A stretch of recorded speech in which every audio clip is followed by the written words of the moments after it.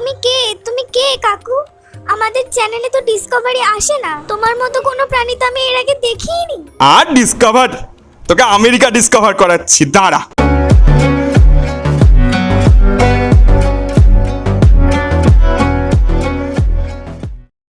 এক জঙ্গলে এক হরিণ থাকতো তার বাচ্চাকে নিয়ে। বাচ্চাটা এতই দুরন্ত, হরিণ সব সময় তাকে নিয়ে দুশ্চিন্তায় থাকতো।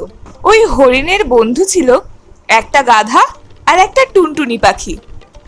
ওরাও সব সময় হরিণের বাচ্চাটাকে আগলে আগলে রাখতো। এই চিকু, অমন তুমি দুষ্টুমি করছো কেন? তোমার মা তো তোমার জন্য কত চিন্তা করে, এমন করতে নেই। দেখো না টুনটুনি ভাই, সারা দিন ও দৌড়ে বেড়ায়, আমাকে সারা দিন ছোটায়। তুমি একটু ওকে বুঝিয়ে বলো তো, না হলে কোন দিন বাঘের পাল্লায় পড়বে বুঝবে ঠেলা। চিকু, জঙ্গলে যেও না, জঙ্গলে বাঘ আছে, খেয়ে নেবে তোমাকে। অমন করতে নেই গো, যেও না জঙ্গলে। এই কথা বলে টুনটুনি ওখান থেকে চলে যায়। দেখেছিস, তোর জন্য সবার কাছে আমাকে কথা শুনতে হয়। তুই চুপচাপ বসে থাকবি এখানে। না মা, তুমি চিন্তা করো না, আমি আর যাব না। তুই বুঝতে পারছিস না, এই জঙ্গলে একটা মস্ত বড় বাঘ আছে, এক গ্রাসে তোকে গিলে খেয়ে নেবে। কি ব্যাপার হরিণ বোন, এত রেগে গেছো কেন? কি হয়েছে? আর বলো না ভাই, তোমাদের এই আদরের ভাইজির জন্য আমি পাগল হয়ে যাচ্ছি ছুটতে ছুটতে। এইভাবে রোজ রোজ হরিণ তার বাচ্চাকে বোঝাতো, কিন্তু বাচ্চাটা তার এতই দুরন্ত, তার কোনো কথাই শুনতো না। রোজ সে এদিক ওদিক পালিয়ে যেত, আর কেউ না কেউ ওকে ওর মায়ের কাছে পৌঁছে দিয়ে যেত। এই জন্য মা ওকে খুব বকা দিত। তুমি আমায় প্রতিদিন বকো। আমি সত্যি সত্যি একদিন চলে যাব, তারপর আর খুঁজে পাবে না। চুপ, একদম চুপ, এরকম কথা যেন আর ভবিষ্যতে না শুনি। এই সব চলতেই থাকতো। একদিন হরিণের বাচ্চা সত্যি সত্যি পালিয়ে গেল। যেতে যেতে সে বাড়ির থেকে অনেক দূরে চলে গেল। আর এরই মধ্যে এক মহা পরাক্রমশালী বাঘের নজর পড়ল তার উপর। হরিণের বাচ্চাকে দেখে সুস্বাদু মাংসের লোভে সেই ক্ষুধার্ত বাঘের জিভ দিয়ে জল পড়তে থাকলো। সে ওই হরিণের বাচ্চার সামনে গেল আর গর্জন করতে শুরু করলো।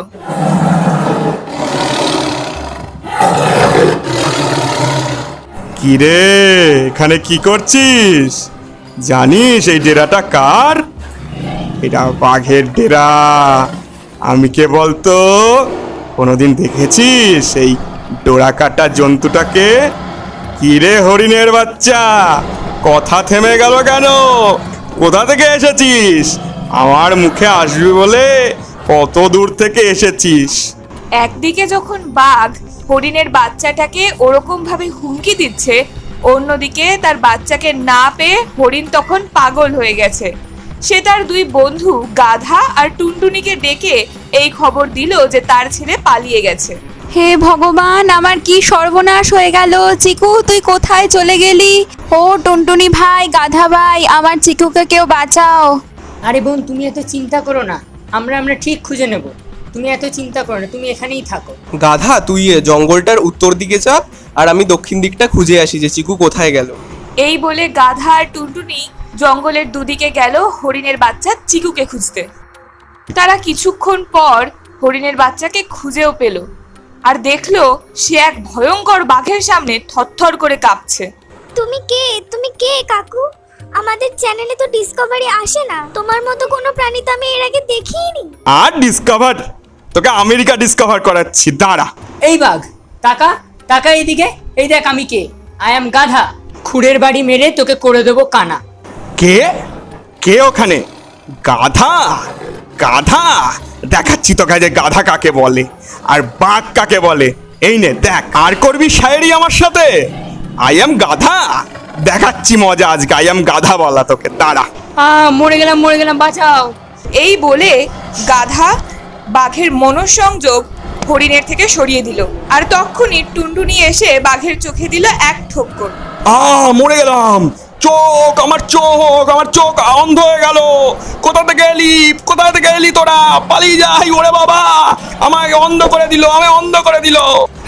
বাঘ, আর খাবি হরিণ? পালা এখন এখান থেকে। তুই বাঘ মামা না ভাগ্নে বোঝা হয়ে গেছে আমার। থ্যাংক ইউ গাধা কাকু, টুনটুনি কাকু, আমাকে বাঁচানোর জন্য। তোমাকে আর থ্যাংক ইউ বলতে হবে না, আমরা তো প্রথমে কতই বারণ করেছিলাম জঙ্গলে না আসার জন্য। তুমি জানো তোমার মা কত চিন্তা করছে তোমার জন্য, চলো এখন আমাদের সাথে তাড়াতাড়ি। এই বলে টুনটুনি আর গাধা হরিণের বাচ্চাকে হরিণের কাছে ফিরিয়ে দিল। নিজের বাচ্চাকে ফিরে পেয়ে হরিণ আনন্দে তাকে জড়িয়ে ধরলো। গাধা ভাই, টুনটুনি ভাই, তোমাদের এই ঋণ আমি কোনোদিনও ভুলবো না। আমার চিকুকে আমার কাছে ফিরিয়ে দিলে, এই ঋণ আমি কোনোদিনও ভুলবো না। শোনো ছোট বন্ধুরা, মায়ের কথা অমান্য করলে এরকম বিপদের সম্মুখীন হতে হয়, তাই সবসময় মায়ের কথা শুনে চলবে। আর আমাদের এই গল্পটা ভালো লেগে থাকলে লাইক করে, শেয়ার করে, বেল বাটনটা প্রেস করে দাও। ও হ্যাঁ হ্যাঁ, সাবস্ক্রাইব করতে কিন্তু ভুলো